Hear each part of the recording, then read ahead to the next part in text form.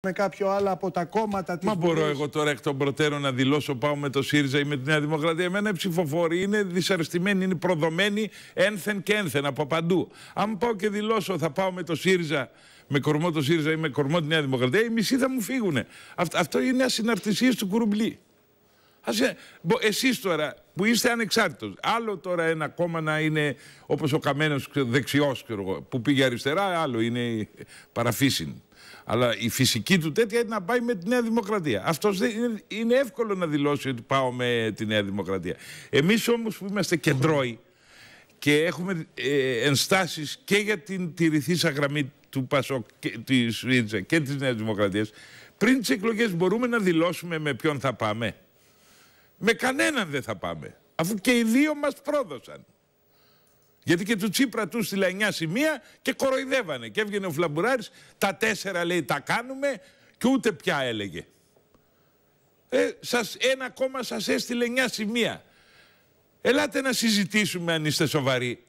Τι βγαίνετε, όπως αφήνανε διαρροές ότι μπορεί να τους στηρίξω και δεν ερχόντουσαν να συζητήσουμε επί των προτάσεών μας. Τώρα, άρα μας ενέπαιζαν. Τώρα πιο κοντά αλήθεια. Ναι. Για συζήτηση με ποιους είσαστε, με το ΣΥΡΙΖΑ ή με την Εγώ με τη δεξιά δεν μπορώ να πάω. Άρα είσαστε πιο κοντά με το όχι, ΣΥΡΙΖΑ. αυτό δεν σημαίνει, γιατί το ΣΥΡΙΖΑ έχει μετακινηθεί δεξιά και εκείνος. Μα έχουμε την τρέλα, την απόλυτη. Δηλαδή, τη μουτζούρα της δεξιάς την κάνει τώρα ο ΣΥΡΙΖΑ. Άρα πώς θα πάω? Για τον κύριο Πολάκη τι λέτε και τις δηλώσεις που έκανε για τη δικαιοσύνη? Κοιτάξτε, ο Πολάκης έκανε λίγο σκληρές δηλώσεις. Μίλησε για παραδικαστικό κύκλωμα. Αλλά και η δικαιοσύνη, έτσι όπως έχω γίνει 65 χρονών, μέχρι τώρα δεν έχει κάνει το καθήκον της. Και η δικαιοσύνη δεν δικαιούται να ζητάει να τη στηρίξουμε όλοι. Επί χρόνια στέλνω επιστολές στον Άριο Πάγο, στον πρόεδρο, στον εισαγγελέα, ζητώντας παρεμβάσεις, αδρανούν. Άρα να τα ψάξουμε όλα. Δεν συντάσσομαι δηλαδή με τον Γεωργιάδη να πούμε στην πειρά ο Πολάκης. Α, είσαστε με τον Πολάκη? Ούτε με τον Πολάκη. Οφείλει και αυτός. Δεν είσαστε σκληρός? Είναι μια όχι, δεν είμαι.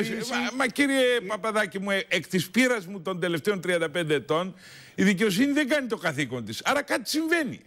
Κάποιος ανακόπτει την θέλησή της να κάνει το καθήκον της. Έτσι δεν είναι? Ποιος είναι αυτός? Μπορεί ο Πολάκης δηλαδή, ακριβή στοιχεία να μην έχει, να έχει όμως δει μια σαπίλα, μια σύψη. Θέλω να ερευνηθεί, απλά. Είσαστε ο μόνος που είμαι ο μόνος. Εμέσως πλην σαφώς δεν καταδικάζει τις δηλώσεις.